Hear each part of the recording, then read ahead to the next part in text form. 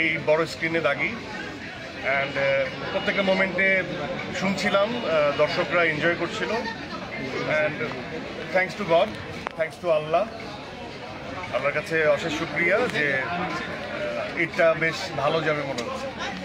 প্রথম শোতেই দর্শকরা বলছিল, প্রথম শোতেই নিশো ভাই আপনার অভিনয়ের দুর্দান্ত প্রশংসা করেছে এবং দর্শকরা দাগি যেভাবে প্রশংসায় ভাসাচ্ছে এটা আসলে করছে এবং কীভাবে রাখছেন? প্রত্যেকটা পারফরমেন্সই আমার কাছে নতুন মনে হয়, নতুন করে নিজেকে সাজাতে হয়, নতুন করে নিজেকে তৈরি করতে হয়। অ্যান্ড এটা শুধুমাত্র আমার ক্রেডিট না, আমার the script writer, screen play আমার পাশে বসা, আমার মেন্টর পাশে বসা, আমার ডিরেক্টর পাশে বসা, অ্যান্ড দ্য টিম, আমার প্রডিউসার শারিয়া শাকিল পাশে বসা, আমার দোস্ত মানুষ। It's a team effort. এটা একা একজনের পক্ষে একলা পারফর্ম করে বের হয়ে আসাও সম্ভব না। দেশ জুড়ে তোলপা ওয়ালটন ফ্রিজ কিনে আপনিও হয়ে যেতে পারেন মিলেনিয়ার।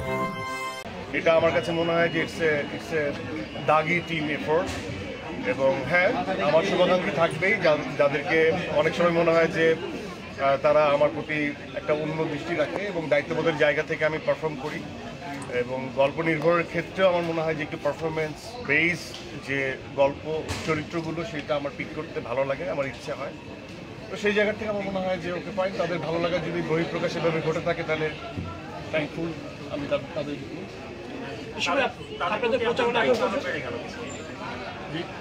এই দর্শকদের প্রতি আরো দায়িত্ব,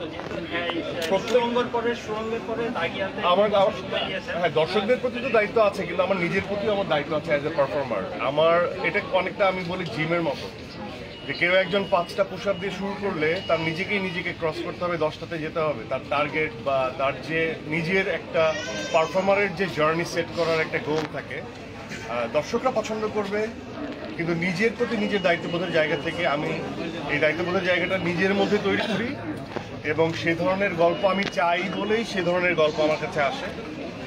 আগে চাইতে হবে। আর কম রিলিজ হয় কেন? আমি তো সবেমাত্র শুরু করলাম, এখানে তো একটা দীর্ঘ সময় লাগে। একটা ভালো প্রোডাকশন আমি যেভাবে ফাংশন করি বা আমি যেভাবে অপারেট করি, আমার কাছে মনে হয় যে এটা পারসেপশন। আপনার কাছে যেটা অনেক সময় সাপেক্ষ, সেটা আমার কাছে আমার মনে হয় যথার্থ সময়ে আসা। এই সময় এখন পর্যন্ত আমরা দেখেছি যে সিনেপ্লেক্সের সবকটা শোয়ে হাউসফুল যাচ্ছে এবং এছাড়াও বাকি যে বাংলা সিনেমাগুলো এসেছে প্রত্যেকটা বাংলা সিনেমার শোই কিন্তু হাউসফুল। তো দর্শক বাংলা সিনেমা দেখছে, এই বিষয়টা আমরা কিভাবে? খুবই পজিটিভ যে দর্শকরা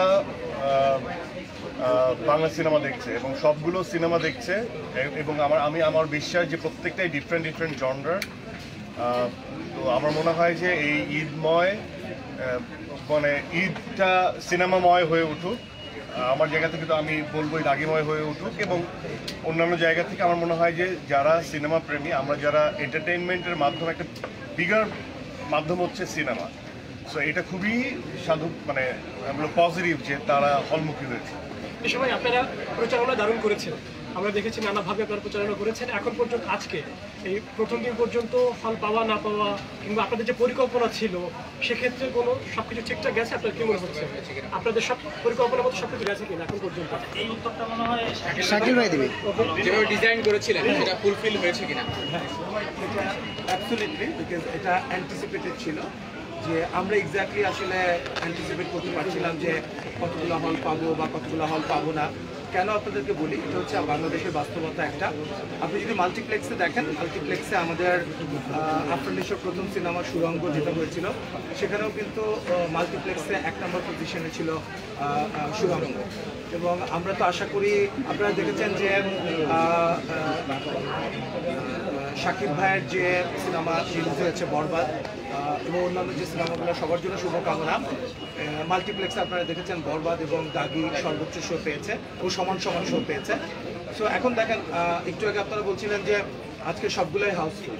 সো বরবাদের 34টা শো আছে সিনেপ্লেক্সে, আমাদের দাগির 34টা শো আছে, জঙ্গলির দেখেছি 16টা, চক্কর 21টা। তো ঈদের সময় কিন্তু প্রথম দিন মোটামুটি সবারই হাউসফুল ছিল, সেটা হল সংখ্যা যাই হোক না কেন। তো বোঝা যাবে হচ্ছে প্রথম দিন দর্শক দেখার পরে দর্শকের কি রিয়াকশন আমরা পাচ্ছি এবং দর্শক সিনেমাটা অ্যাকসেপ্ট করছে কিনা বা কোন সিনেমাটা অ্যাকসেপ্ট করছে তার উপর ডিপেন্ড করবে আসলে পরবর্তী দিনগুলো। সো পরবর্তী দিনগুলোতে যখন আমরা যারাই ভালো করবে, দর্শক যাদের সিনেমাই গ্রহণ করবে, সেই সিনেমাটাই তো সাস্টেন করে যাবে। আর আপনারা নাম্বার অফ হলস আপনারা যেটা বলছিলেন, দেখেন আপনারা জানেন শাকিব ভাইকে নিয়েও আমরা গত বছর রিলিজ করেছিলাম, শাকিব খানকে নিয়ে তুফান। তো তখনও 120টার মতো হল ছিল। এবারও বরবাদ সিঙ্গেল স্ক্রিন সহ। এবার শাকিব ভাই দুইটা সিনেমা যেহেতু আছে, তো সিঙ্গেল স্ক্রিনের যে অপোজিশন হলগুলো আছে সেটাও অ্যান্টিসিপেটেড যে প্রথমে ওই হলগুলা ডেফিনেটলি তারাই পাবে, কারণ বাংলাদেশে আছেই 40-50টা হল, বড় হল, এবং মৌসুমি হল যেগুলোকে আমরা বলি যে 80-90টা হল, তারা ফিক্সড সিনেমা নিয়ে জাস্ট ঈদের সময় চালিয়ে আবার হল বন্ধ করে দেয়। এটা তুফানের সময় হয়েছে, এবারও হবে। তো এবার যেহেতু দুইটা সিনেমা ওনার, তো সেই অর্থে কিন্তু মাল্টিপ্লেক্স ছাড়া অন্য কারো প্রথম 2 সপ্তাহে পাওয়ার কথা না। তারপরেও কিন্তু আপনি দেখবেন অন্য কোনো সিনেমা সিঙ্গেল স্ক্রিনে না থাকলেও আমাদের অনেক বড় বড় হল রয়েছে। আপনার জয়দেবপুরের বর্ষা, খুলনার লিবার্টি, বগুড়ার মোমোইন, তারপর শেরপুরের রূপকথা, মণিহার সিনেপ্লেক্স যেটা যশোরের, তো সেগুলোতেও কিন্তু বেশ ভালো যাচ্ছে। আর আপনারা তো বললেনই যে 34টা শো সিনেপ্লেক্সে এবং ব্লকবাস্টারে, লায়ন্সে অলমোস্ট সব শো হাউসফুল। এই মুহূর্তে এই যে শোটা শুরু হলো এবং তারপরে 7:40-এ যে শোটা আছে, আমি জাস্ট একটু আগে খবর নিচ্ছিলাম যে একটা সিটও ফাঁকা আছে কিনা। একটা সিটও ফাঁকা নেই, মানে সামনের রো সহ সব সিট কিন্তু।